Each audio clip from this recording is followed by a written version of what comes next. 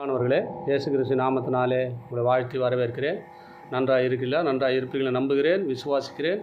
இயேசு கிறிஸ்து நாமத்தினாலே உங்களை ஆசீர்வதிக்கிறேன். இந்த நாளிலே ஒரு வேத வசனத்தை காண்பிக்க விரும்புகிறேன். நீதிமொழிகள் 23:18. நிச்சயமாகவே முடிவு உண்டு, உன் நம்பிக்கை வீண் போகாது. நம்முடைய வாழ்க்கையில் அநேக தேவைகள், அநேக விருப்பங்கள், அநேக எதிர்பார்ப்புகளோடு காத்திருக்கிற உங்களை பார்த்து ஆண்டவர் சொல்லுகிறார், நிச்சயமாக அது முடிவு உண்டுன்றாருங்க. எப்படியாப்பட்ட சூழ்நிலையாக இருக்கட்டும், அது பயப்படாதீங்க. ஆண்டவர் சொல்லிட்டானா அவர் சாதாரணமாக சொல்லவில்லைங்க, நிச்சயப்படுத்தி சொல்கிறார். ஒரு தேவனே உங்களுக்கு வாழ்க்கையை, உங்கள் பிரச்சனையை, உங்கள் வேகுலத்தை அவர் கண்டு இந்த நாளிலே ஒரு நிச்சயமாய் முடிவு உண்டுன்னு சொல்லிட்டாருங்க. எதுக்குன்னா அந்த வார்த்தை சொல்கிறாருன்னா, நீங்கள் நம்பிக்கையோடு காத்திருந்தீங்க பாருங்கள், இது நடக்கும், என் வாழ்க்கையில் இது நடக்கும், இது நடக்க வரைக்கும் நான் விடுவதில்லை என்று உறுதியாய் நீங்கள் இருந்தீங்க பார்த்தியா, அதுக்கு தாங்க ஆண்டவர் சொல்கிறாரு, நிச்சயமாக முடிவு உண்டு, உன் நம்பிக்கை வீண் போகாது. நம்பிக்கையோடு காத்திருந்தீங்களே,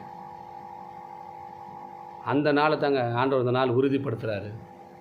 எத்தனை நாள், எத்தனை வருஷம், எத்தனை மாதங்கள், எத்தனை வாரங்கள், எத்தனை நாட்கள், எத்தனை மணி நேரம், எத்தனை நிமிடம், எத்தனை நொடிகள்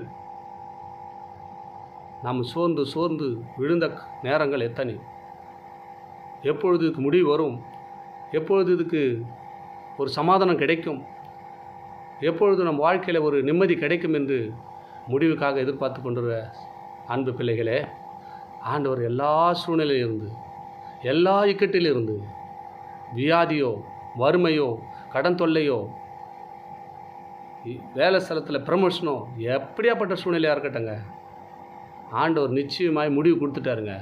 பயப்படாதீங்க, நிச்சயமாகவே முடிவு உண்டு, உன் நம்பிக்கை வீண் போகாது. இத்தனை நாள் காத்திருந்தீங்கல்ல, உன் நம்பிக்கை நான் திடப்படுத்திட்டேன், உறுதிப்படுத்திட்டேன், பயப்படாத மகனே, மகளே என்று உங்களை உறுதிப்படுத்தி சொல்லிட்டாருங்க. பயப்படாதீங்க, ஆண்டவர் உங்களை ஆசீர்வதித்து பலிக்கு பெருக உதவி செய்வாராங்க. ஆமேன், ஆமேன். God bless you.